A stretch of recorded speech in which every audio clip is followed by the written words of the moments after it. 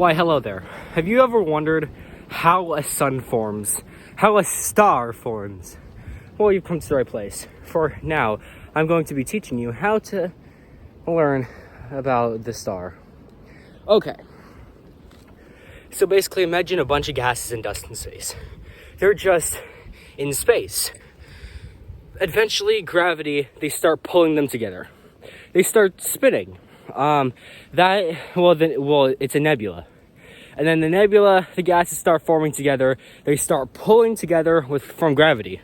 Then they eventually start spinning, and they form into a thing called a protostar. It's basically the star before it becomes into an actual star.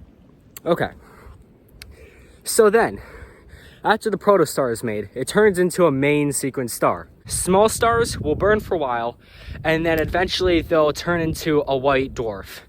Basically, burning for such a long time, because white dwarfs, they're small, but they burn so slowly that they'll last a long time. Once the white dwarf dies, it turns into a black dwarf, which is just an iron core. So then, let's talk about big stars. They turn into red giants. These stars are gigantic. Bigger than our sun, like 20 times our sun. So these red giants, basically, they're so big that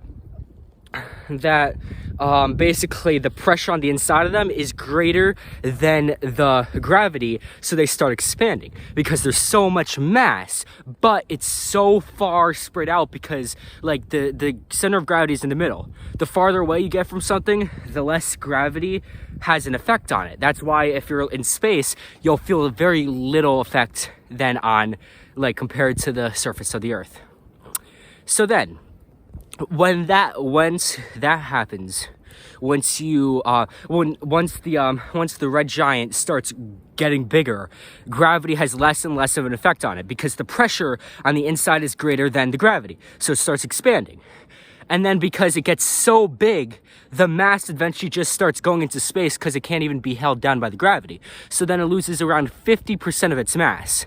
The core on the inside has so much pressure on it that that normally it goes from hydrogen to helium. It keeps fusing things until it gets down to iron. Once it hits iron, it can't be fused anymore because fusing it will take up more energy than just not doing anything, because it keeps fusing elements to get the energy for the sun. Once the core becomes iron, it'll either supernova and make a neutron star because the gravity is so heavy that it combines both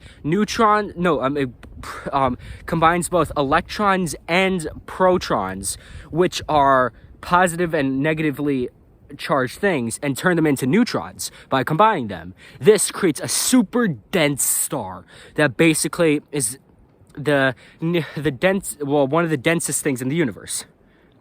Once this happens, it's just a super dense thing that's spinning at thousands of times per second. If the star is much bigger, and if the star is much bigger, it will become a black hole. So then when it explodes, the core collapses in on itself, turning into a black hole. Now against popular belief, a black hole doesn't suck things in. A black hole that had the mass of our sun is still going to have the same gravitational effect. It's simply that it's much smaller, and that after a certain point, getting into the black hole, that light can't escape, because as I said, the closer you get to the center of something, the more gravity it's going to have. And because the black hole is smaller than the area where you can't escape its gravitational pull, it will pull things in after a certain point. So that's how black holes think.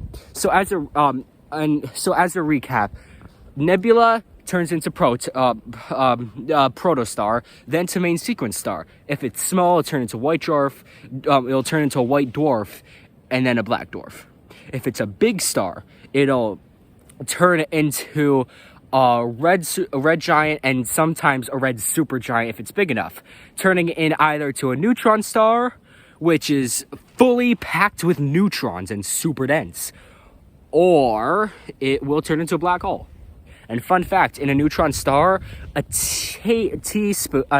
I think it's either a tablespoon or a teaspoon of a neutron star has the same mass as Manhattan.